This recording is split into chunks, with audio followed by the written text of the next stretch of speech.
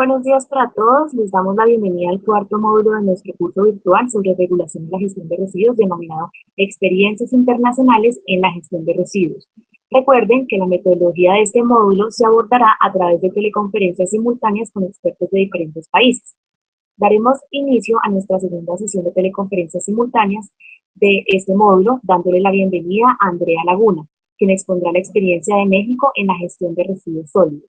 Andrea Laguna es administradora de empresas de la Universidad Central con maestría en Economía de la Pontificia Universidad Javeriana.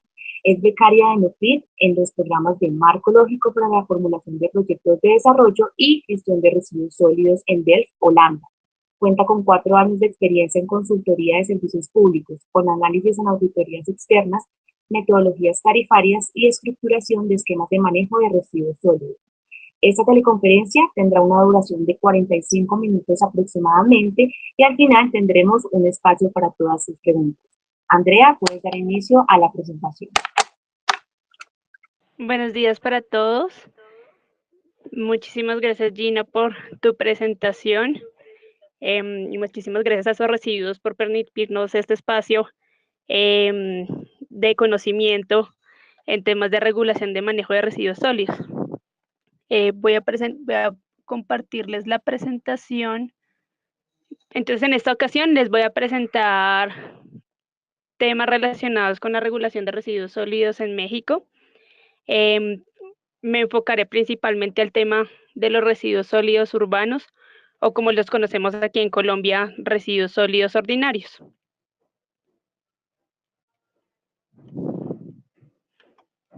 Bueno, entonces, para esta sesión, nuestra agenda estará enfocada principalmente en la situación actual del manejo de residuos sólidos urbanos en México. Les voy a mostrar cómo se manejan los residuos, cuáles son sus esquemas de tratamiento y qué dificultades presentan. Posteriormente, hablaremos del marco regulatorio en temas de legislación y de normativa en los diferentes niveles de gobierno. Y por último, hablaremos de un estudio de caso específicamente para la Ciudad de México. Bueno, entonces vamos a empezar con cómo se manejan actualmente los residuos sólidos urbanos en México. Entonces, México es un país que tiene 128 millones de habitantes. Estos 128 millones de personas generan diariamente 102.000 toneladas de residuos. Esto es una producción per cápita más o menos de 0.8 kilogramos por persona al día. Es muy similar, por ejemplo, a la de la ciudad de Medellín. Y sabemos que en el país hay un 94% de cobertura de recolección de residuos. Sin embargo, aún el 67% de los municipios tienen una disposición de residuos inadecuada. Con disposición de residuos inadecuada nos referimos a quemas a cielo abierto, a disposición en botaderos o a disposición en cuerpos de agua. Como podemos ver en el mapa que se presenta al lado izquierdo de su pantalla, la generación de residuos depende de la zona geográfica de México. Entonces, por ejemplo, en el centro del país, donde se ubica Ciudad de México, se genera el 50% de todos los residuos que se generan en el país, siendo Ciudad de México un gran aportante con el 13% de los residuos. Allí se generan 4.5 millones de toneladas de residuos. Esta situación es parecida, por ejemplo, a la que tenemos en Colombia. En Colombia, Bogotá le aporta el 18% de los residuos a la generación total del país. Mientras que, por ejemplo, zonas como en el sur o del norte le aportan entre un 9 y 10% a la generación total de residuos. Ahora, ¿cómo se componen estos residuos que se generan en México? Como todos o la gran mayoría de los países en América Latina, los residuos están compuestos principalmente de materia orgánica. En México observamos que un 52% de la composición de los residuos es totalmente orgánica.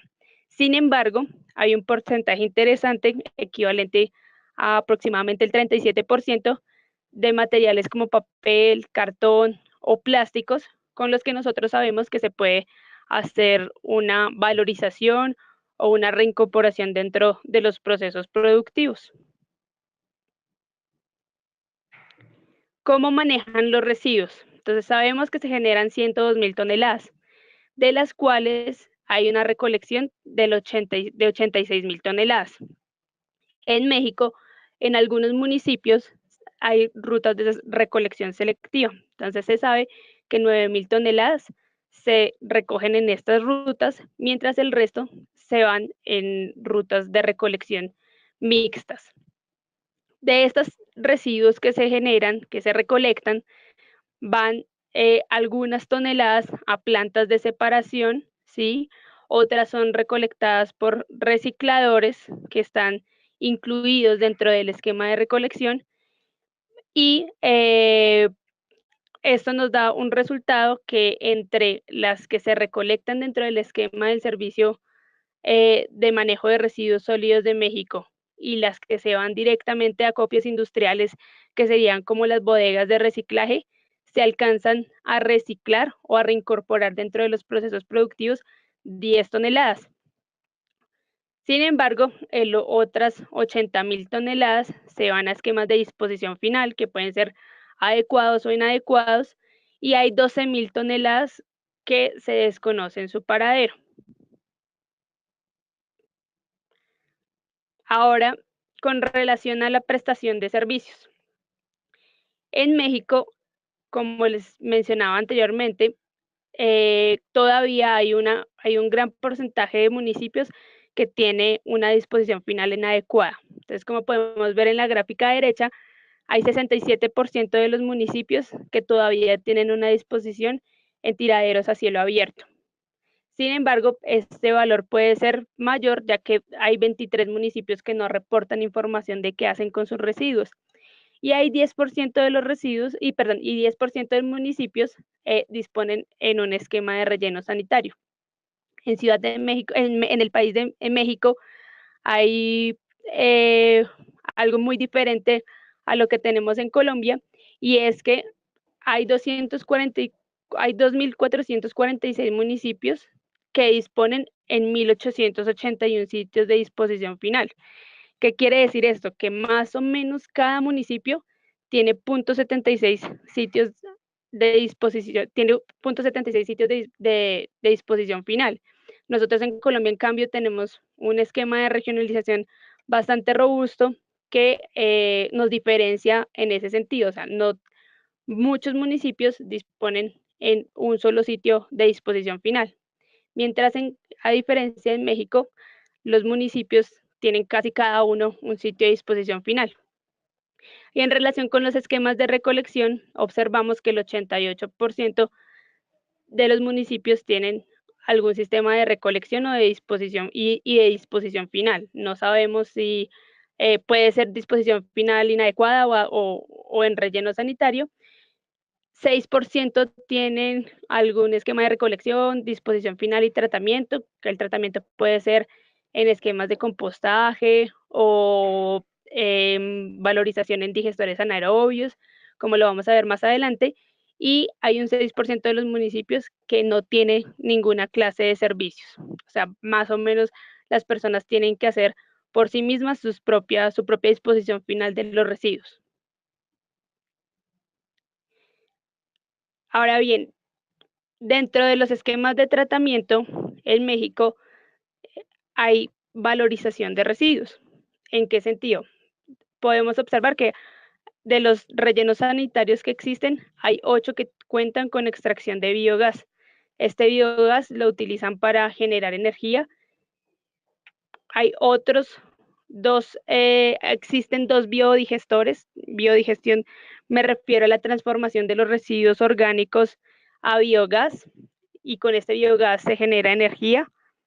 Y hay una planta de coprocesamiento que está operada por la cementera Cemex. Entonces, ellos dentro de su proceso de producción de cemento utilizan los residuos para generar calor en su proceso productivo, y actualmente ellos se encuentran en el desarrollo de un digestor anaerobio y una planta de incineración de residuos. los dos con el ánimo de generar energía. Bueno, ya hemos visto cómo se manejan los residuos en el país y vamos a entrar a abordar cuál es el marco legal de la gestión de residuos en México. Entonces, a nivel en México, la legislación es distinta de la de Colombia porque ellos tienen un esquema estatal. Entonces, si bien el gobierno nacional dicta unos lineamientos, los estados generan sus propias directrices de cómo llevar a cabo todos los sistemas de manejo y tratamiento de residuos.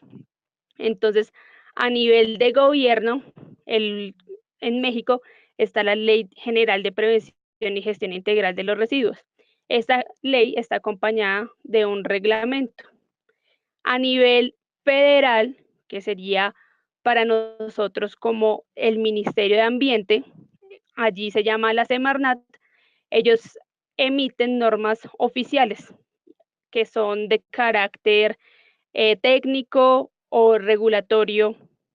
Por ejemplo, la norma 083, que es la que sería la homóloga del decreto 838, en el que se dan las directrices de cómo tiene que estar implementado un relleno sanitario. Pero a nivel estatal, cada uno de los estados establece también sus propias leyes y sus propios reglamentos de cómo se manejan los residuos basados en las directrices que da la Semarnat y que da el gobierno nacional. Y por último, también los municipios emiten sus propias leyes y reglamentos para el manejo de los residuos sólidos. Eso sería aquí como los decretos distritales que emite cada una o los decretos municipales que emiten ya a nivel más específico en nuestro país. Entonces, como les mencionaba anteriormente, nosotros estamos abordando esta presentación en el tema de residuos sólidos ordinarios o urbanos, ¿sí? Entonces, la Ley General para la Prevención y Gestión Integral de Residuos Sólidos incluye todo tipo de residuos, ordinarios, especiales y también los peligrosos, pero específicamente para el tema de los residuos sólidos ordinarios, ellos los definen como aquellos que se generan en las viviendas, ¿sí? Que resultan de la eliminación de materiales que utilizan en actividades domésticas, que pueden ser, por ejemplo, envases, embalajes o empaques, ¿sí? Pero también que son los que se generan en las actividades de limpieza de las vías públicas, que sería como nosotros, por ejemplo, los residuos de barrido. Estos son los que llamaríamos residuos ordinarios. Esta ley adicionalmente nos indica cuáles son las competencias de cada uno de los niveles de gobiernos en el manejo de los residuos. Entonces, en el manejo de los residuos sólidos urbanos o de los residuos sólidos ordinarios está en cabeza el municipio. El municipio es el que tiene que responder sobre cómo se deben manejar estos residuos. En el tema de residuos sólidos especiales, que para nosotros serían, por ejemplo, las llantas, ¿sí? Ese manejo está en cabeza de los estados. Ellos son los que tienen que emitir la regulación y eh, las sanciones en los casos en los que apliquen. Y los residuos sólidos peligrosos, también por ejemplo como los hospitalarios, están en cabeza de la federación, es decir, de la Semarnat o nuestro homólogo que sería como el Ministerio de Ambiente. Listo. Además de la ley para el manejo de residuos sólidos, en México se encuentra el Programa Nacional para la Prevención y Gestión de Residuos Sólidos, que eso sería como un PGIRS nacional. El objetivo que ellos tienen en su último programa nacional es transformar el manejo de residuos sólidos, ¿sí? De manera que haya también una modernización operativa y administrativa en todos los sistemas de manejo, sea recolección, tratamiento, disposición final. y que eso les lleve a que dentro de su esquema de manejo existan economías de escala, es decir, que entre mayor sea la cantidad de residuos que se traten, menor sea el costo por tonelada, que se implementen esquemas regionales, que era, por ejemplo, lo que yo les comentaba, de que cada uno de los municipios tiene su propio sitio de disposición final, y además que se implementen el esquema de 3 Rs, que es reciclar, reusar, reutilizar, y que haya corresponsabilidad entre todos los diversos sectores de la sociedad. Es decir, que si bien los estados, el gobierno y los municipios son los que generan la reglamentación y son los encargados de vigilar, que también los generadores tengan responsabilidad en el manejo de residuos sólidos. ¿Cuáles son las líneas de acción de este programa? Entonces, en primer lugar, ellos quieren modificar los instrumentos jurídicos. ¿Con esto a qué nos referimos? Ellos dicen, debemos generar lineamientos a través de la normativa para que los municipios tengan incentivos, bien sea económicos o coercitivos, para que empiecen a mejorar, a modernizar sus esquemas de tratamiento.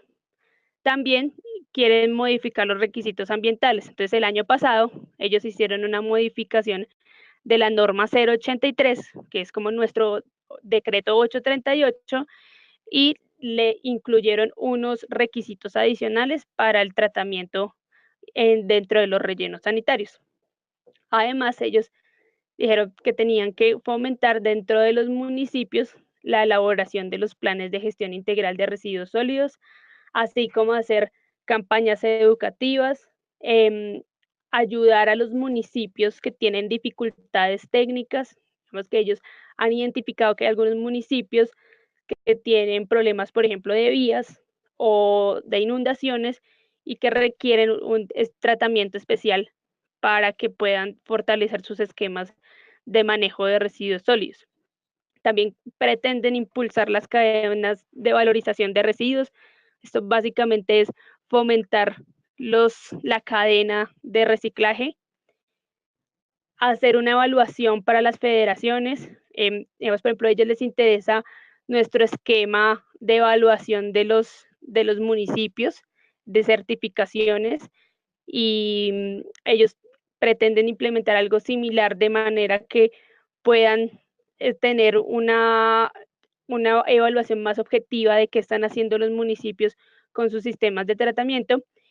Y por último, quieren promover el establecimiento de tarifas. En México, a diferencia de Colombia, el manejo de los residuos lo maneja y lo paga prácticamente todo el municipio. Las viviendas no pagan por el manejo de residuos, sino que eso hace parte netamente del presupuesto municipal. Y eso acarrea pues varios problemas. Por ejemplo, la gente no es consciente de que ese manejo de residuos tiene un costo, ¿sí?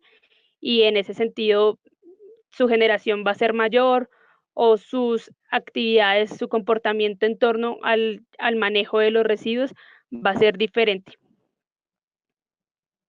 Ahora, en cuanto a la gestión integral, ellos dicen, para lograr lo que hemos mencionado anteriormente, entonces requerimos de programas de separación en la fuente, necesitamos mejorar la tecnificación y la eficiencia de nuestros servicios de manejo de residuos sólidos, tenemos que fomentar el compostaje y no solamente fomentarlo, sino hay que establecer un mercado que pueda absorber el compostaje que se genera, tenemos que implementar tecnologías alternativas, implementar la regionalización y las economías de escalas, y además debe haber mayor vigilancia por parte de las entidades de control.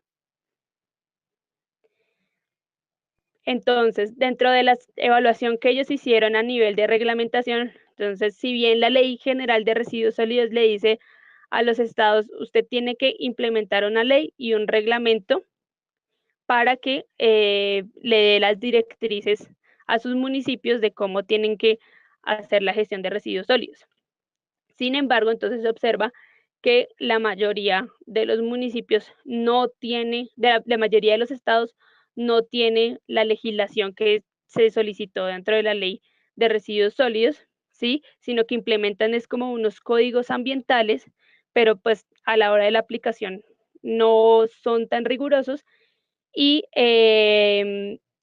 pero sin embargo, pues hay algunos otros que están trabajando en la elaboración de estas leyes y reglamentos.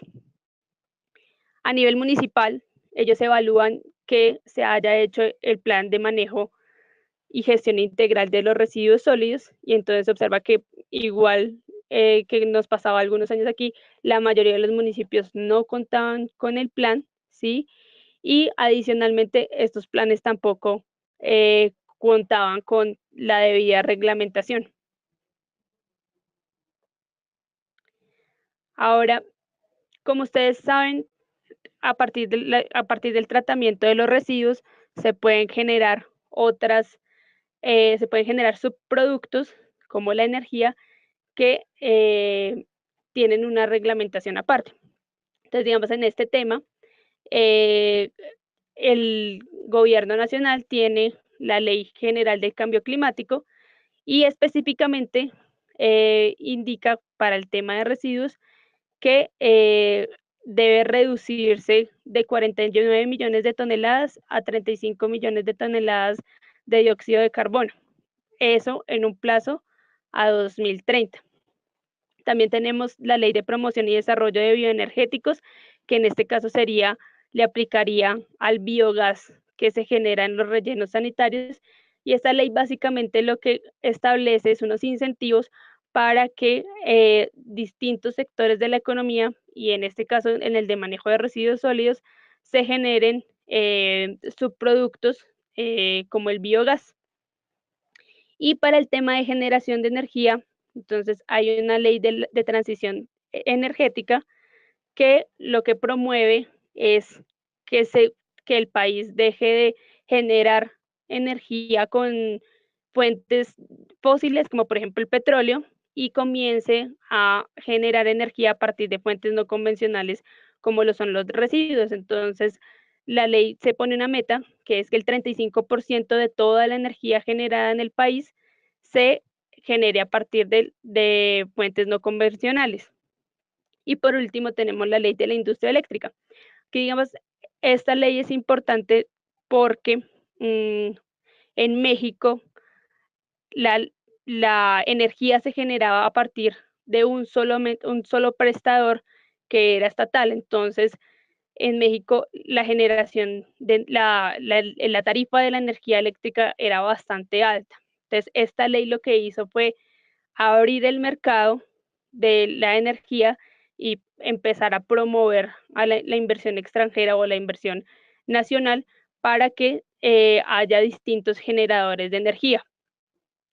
Este tema, por ejemplo, le pegan el tema de los residuos porque como ellos tienen unos lineamientos en temas de generación de energía de fuentes no convencionales, entonces también asimismo quienes generen energía a partir de residuos tienen un incentivo a partir de la ley de la industria eléctrica. Bueno, entonces ya vimos cuál es el marco regulatorio general del manejo de los residuos en México.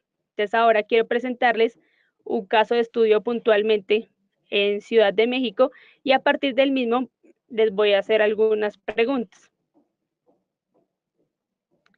Entonces, en Ciudad de México se generan 8.000 toneladas diarias de residuos. A la disposición final se van 4.700 toneladas de residuos, a las plantas de compostaje se van 1.700 y a plantas de separación de materiales reciclables se van 1.600 toneladas al día. En México se implementaron unas rutas de recolección selectiva porque en la ciudad había un principal relleno sanitario que era más parecido a un botadero que se llamaba Bordo Poniente. Sin embargo, este relleno sanitario se colapsó. Entonces, desde el gobierno distrital se empezó a promover la separación de residuos. Para lo que hicieron fue indicarle a las personas que tenían que hacer separación en la fuente, decirles que tenían que hacer que tenían que separar los residuos para las distintas rutas de recolección selectiva. Allá no solamente tienen ruta para reciclables y no reciclables, sino ellos tienen para orgánicos, ¿sí? Y para los reciclables. Y la idea es que los orgánicos se procesen en la planta de compostaje, mientras que los reciclables sean apropiados por los recicladores. Esto influyó en que en el esquema de recolección de residuos, tanto de recolección como de separación de residuos, haya una alta participación del sector informal.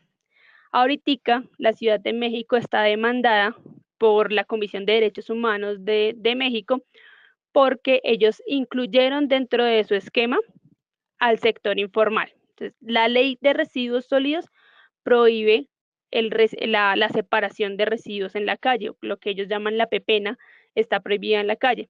Entonces, digamos que el distrito, la Ciudad de México lo que hizo fue proponerle a ese sector informal que ellos les permitían hacer la separación de los residuos, pero ellos no les están pagando un salario, no les están dando unos instrumentos de protección personal, sino simplemente es como el permiso para que ellos puedan hacer la separación de residuos.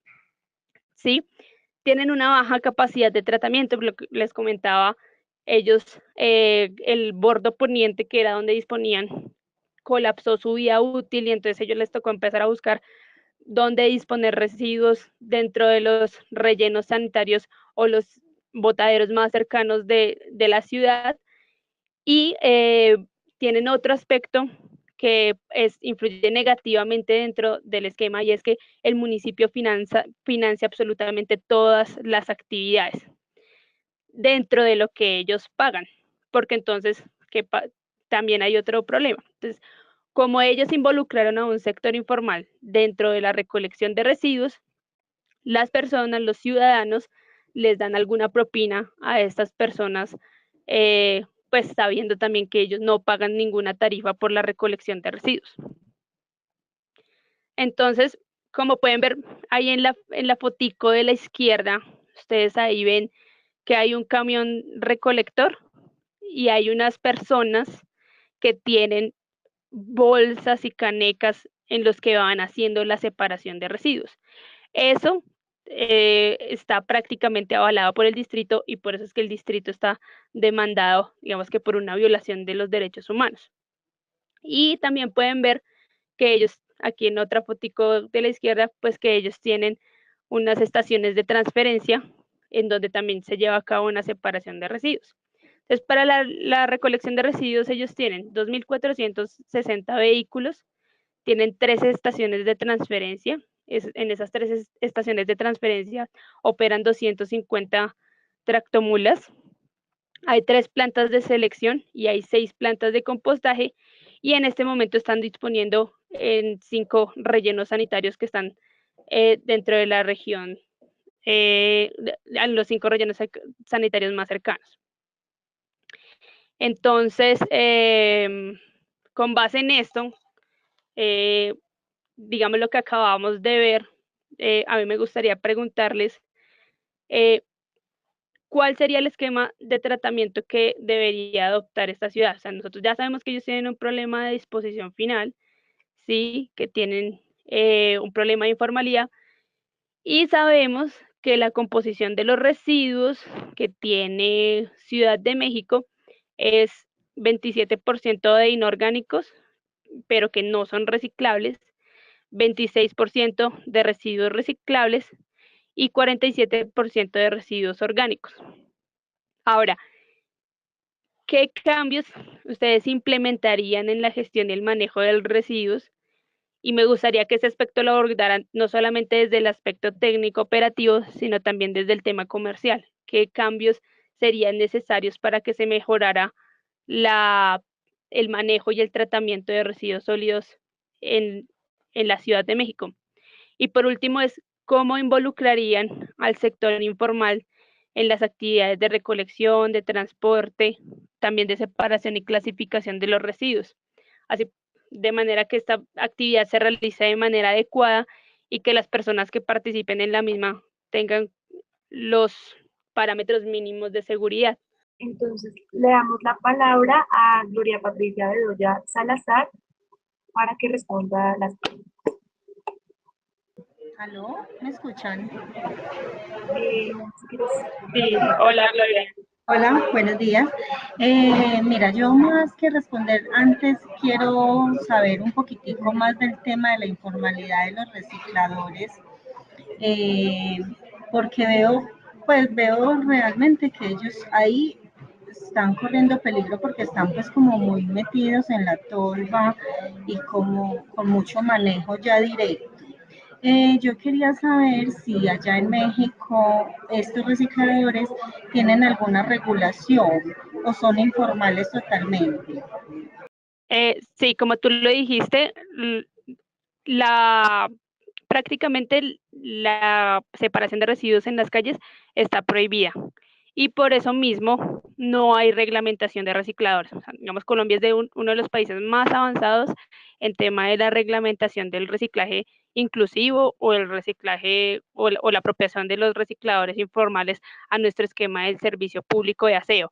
Entonces, lo que, lo que yo les comentaba era que la pepena o la separación de residuos está prohibida, pero Ciudad de México tienen bajo presupuesto para el manejo, entonces ellos lo que hicieron fue decirle a esta comunidad informal que participara del esquema, o sea, les hizo como les hizo un permiso para que participaran del esquema separando residuos y por eso pasa lo que estamos viendo en las fotos. Ellos de esa manera participan en el esquema de residuos, pero entonces en los mismos carros es que llevan a cabo la separación de residuos. Entonces, así como tú lo mencionas, es un esquema súper peligroso, eso ha tenido un montón de accidentes y por la misma razón el estado el distrito, la Ciudad de México está demandada por la Comisión de Derechos Humanos de México por permitir que se lleven a cabo esas actividades de esa forma. Sí, espero si haya respondido tu pregunta.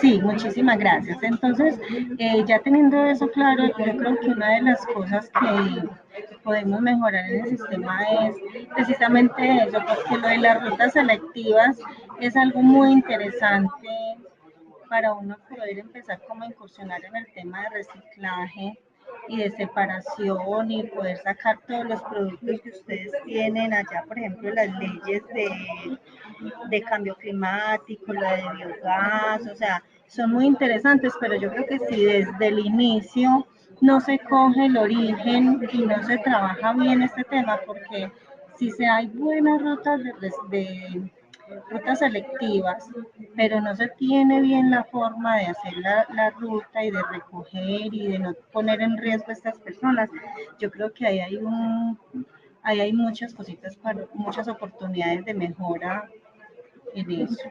Muchas gracias. Sí, estamos de acuerdo.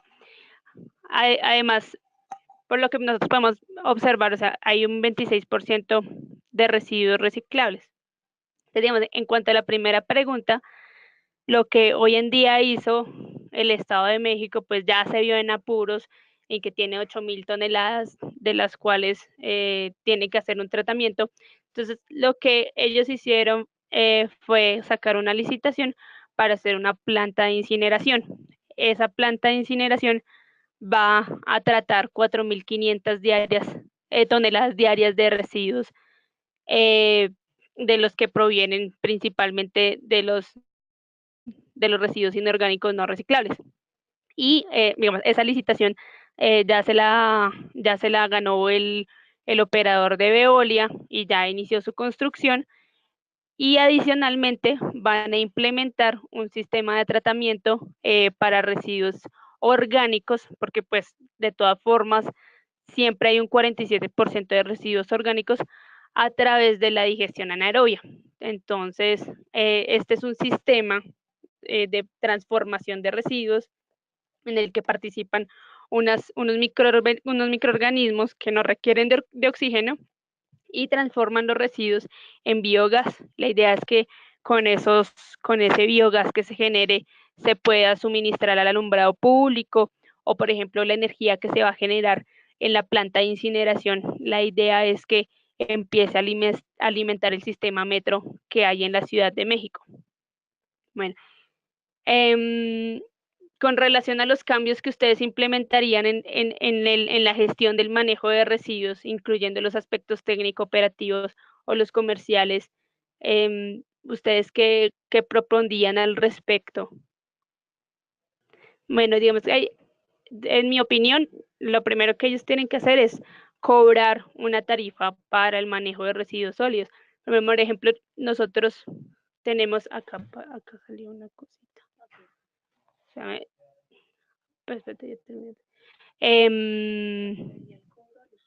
Exacto, entonces Janet nos dice que cambiaría el cobro al usuario. Estamos de acuerdo, yo era lo que quería comentarles. Si allá todo lo va a pagar el municipio desde su presupuesto, el usuario no va a tener incentivos a mejorar su comportamiento frente a los residuos. Y asimismo, pues el municipio, nosotros sabemos, por ejemplo, aquí en Colombia, que el presupuesto del municipio se vuelve una caja de todo o nada. Entonces, ellos le dan prioridad, por ejemplo, a lo que es el acueducto y el alcantarillado, y como tal no hay recursos destinados específicamente a la gestión de residuos, aunque por norma debería ser así, pero finalmente no hay unos recursos destinados específicamente al manejo de residuos. Entonces, mientras no se haga un cobro directo a las personas y no se destine un presupuesto para el manejo de residuos, simplemente no se va a ver esos cambios en la infraestructura que ellos están queriendo. Digamos, en la parte técnica operativa, además, digamos, de mejorar las condiciones del sector informal, ¿ustedes qué creen que podrían hacer en la Ciudad de México? Creo que en ese caso,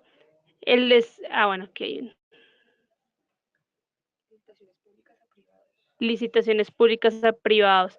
De acuerdo, también es mejor que ese tema en el que el municipio no tiene experiencia se lo podría dar a un privado, y de hecho pues eso ellos lo han hecho ahorita con el tema del tratamiento que licitaron el incinerador a Veolia, pero digamos, eso también hace falta en el tema de la recolección.